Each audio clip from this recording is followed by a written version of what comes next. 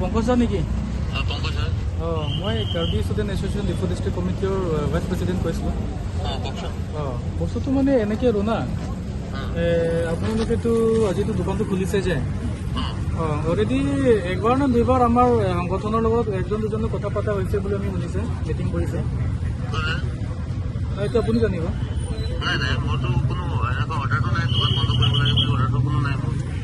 দোকানটো বন্ধ কৰিব লাগে বুলি অৰ্ডাৰটো নাই।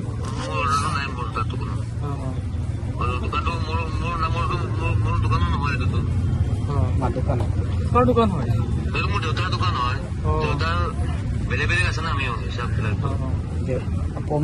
এইটো আমাৰ টেক্সেশ্যন ডিপাৰ্টমেণ্টৰ পৰা কল কৰা নাই আপোনাক? নাই, আমাৰ কোনো টেক্সেশ্যনৰ পৰা কোনো অৰ্ডাৰ অহা নাই আমাৰ দোকান বন্ধ কৰিব। পাব্লিক প্ৰেছাৰ আছে আৰু এইটো কথা আমি জানিবৰ কাৰণেহে আহিছে, বেলেগ কথাটো নাই। আমাৰ কোনো অৰ্ডাৰ অহা নাই, কোনো অৰ্ডাৰ কপি মই পোৱা নাই। বন্ধ কৰিব লাগে বা খুলিব লাগে, কোনো অৰ্ডাৰ নাই। এনেকুৱা আমাৰ চলি আছে অৰ্ডাৰ নাই। এতিয়াতো আপোনালোকেতো কি বুলি ক'ব, খুলিবৰ কাৰণে কোনে অৰ্ডাৰ দিছে? কেৱল জীৱন অৰ্ডাৰ আমি বনাম নহয়, কুমাৰ অৰ্ডাৰ খুলি হেল্ল' আপুনি ইয়াতে মেইন ষ্টৰটো খুলিবলৈ কোনে অৰ্ডাৰ দিছে? খুলিবৰ কাৰণে কোনে অৰ্ডাৰ দিছে এইটো সুধিব বিচাৰি। নিজে খুলিছে তাৰমানে আমাৰ সংগঠন কাৰণে তাৰমানে কোনো ৰেচপেক্ট নাই, আমাৰ কাৰ্বি আংলং কাৰণে কোনো ৰেচপেক্ট নাই ন?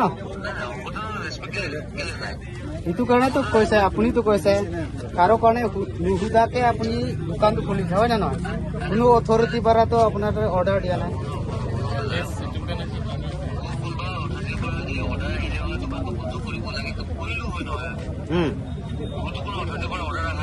হয় তাৰমানে বিনা অথৰিটিৰ পৰা অৰ্ডাৰ নোহোৱাকে আপুনি বিনা ইচ্ছাতে আপুনি খুলি দিছে দোকান।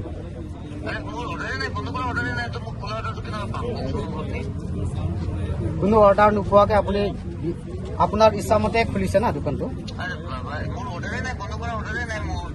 হয় ন? ইমান দিন পৰা আমি ইয়াত কিবা কৰি আছে, এইটোতো কিবা এইটো আমাৰ মামুলি কিবা কৰি দিছে ন? নাই, ইমান দিনৰ পৰা আমি আহিছিলে ন ইয়াতে?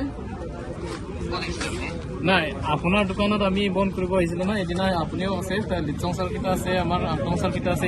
এইটো আহাত মানে আমি খেলিব আহিছিলো ন? নহয়, বন্ধ কৰিলে তাৰ ৰিজনটো থাকিব ন, আপুনিও ভাবি ল'ব।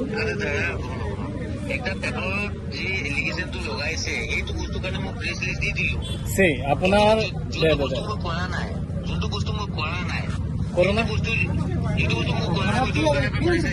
চাওক, আপোনাৰ তাতো কৰা নাই বুলি আপোনাৰ তাতো মানে তাৰ চাবুতটো নাই ন, ফিটনেছো নাই। ইমান ইয়াতে চিটুৱেশ্যন ডাঙৰ হোৱাৰ পিছত আমি বাৰম্বাৰ কমপ্লেইন দিয়াৰ পিছত তেওঁৰ ওপৰত ইনকুৱাৰী হোৱাৰ পিছতো তেওঁ কাউন্সিলৰ কাৰণে লকডাউন কৰিবৰ কাৰণে আমাৰ কাৰ্বি ৰাইজৰ কাৰণে এক কাষ্টমাৰী ল' আছে।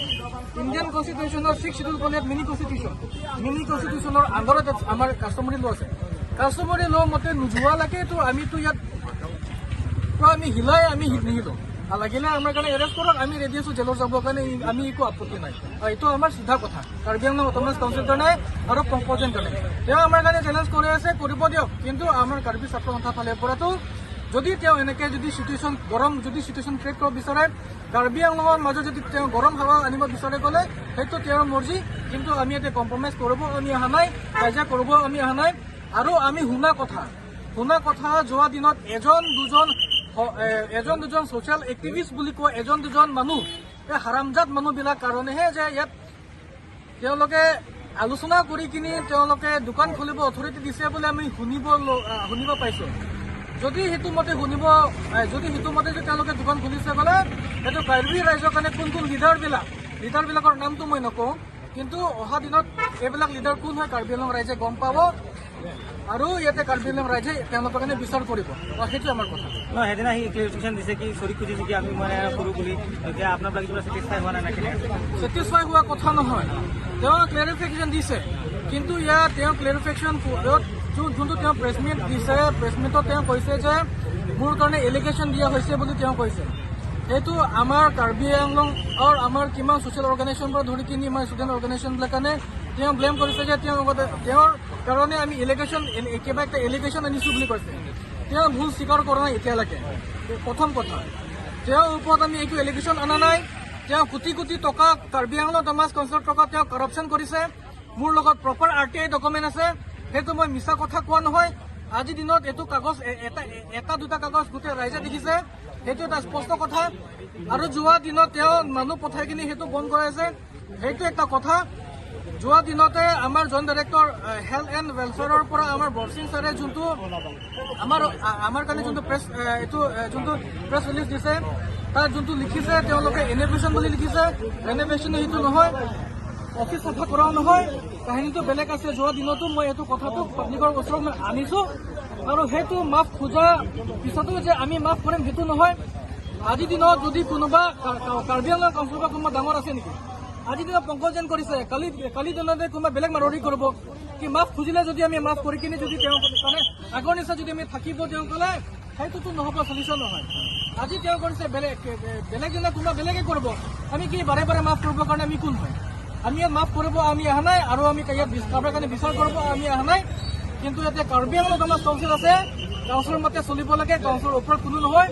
আৰু যদি এনেকে যদি বাৰে বাৰে কৰি থাকে ক'লে সেইটো অহা দিনত যদি কিবা এটা যদি বেয়া ঘটনা হ'ব বা যদি বেয়া হাৱা আহে গ'লে সেইটো পংকজনে নিজে বিচাৰিছে বুলি এইটো মই ডাইৰেক্ট মিডিয়াৰ ওচৰত আমি মইতো ক'ব বিচাৰিছোঁ। এতিয়াতো দোকানটো খোলা আছে, এতিয়া আপোনাক কি মানে আপোনালোকে নাযায় নেকি, থাকিব ইয়াতে? দোকান বন্ধ নকৰালৈকেতো আমি ইয়াৰ পৰা নিহিলো, মাৰপিটো নকৰোঁ, আমি নকৰোঁ। লাগিলে আমি এৰেষ্ট কৰিব পাৰে, আমি গেডাৰিঙো নকৰোঁ। আমি যিমান মানুহ আছোঁ ইমানে আহিব, আমি বেছি মানুহ মাতি আনিছোঁ, সেইটো নহয়। খুলিবলৈ আহিছে আমি ইয়াত আজি কোনে অথৰাইজ দিছে, যিটো কিবা দোকান খুলিবলৈ কোনে অথৰাইজ দিছে? আৰু আমাৰ ইয়াত কাৰ্বি পৰা মাতা হৈছে, তেখেতক মাতা হৈছে, পংকজজনক আৰু তেখেতৰ ৱাইফক মাতা হৈছে যে লংৰি কাহিনী এইটো আমাৰ কাৰ্বিৰ পৰা কোৱা আছে, লংৰি কাহিনী লংৰি চাপৰ মাতা হৈছে যে ক্ষমা খুজিব লাগে বুলি আমাৰ কাৰ্বি ৰাইজৰ কাৰণে। তথাপি এইটো যোৱা নাই, কি হৈছে কি হোৱা নাই এইটো আমি ক'বলৈ নাযাওঁ, কি হৈছে কি হোৱা নাই। কিন্তু সিহঁতে মাফ খোজা নাই, সিহঁতে মাতা মতেও যোৱা নাই। সেইটোৱে আমি কিবা আহিছোঁ, সেইটো জানিবলৈ আহিছোঁ। এইটোৱে আৰু দোকানটো আমাক যেতিয়ালৈকে আনচাৰ নাপায় এইটো দোকানটো বন্ধ থাকিব। এইটোৱে খোলা আছে এতিয়া, এইটো কাৰণে আহিছোঁ। এইটো বন্ধটো দোকানটো আজিৰ পৰা বন্ধ কৰিব লাগিব, এইটোৱে আমি জনাব বিচাৰিছোঁ। যদি বন্ধ নকৰে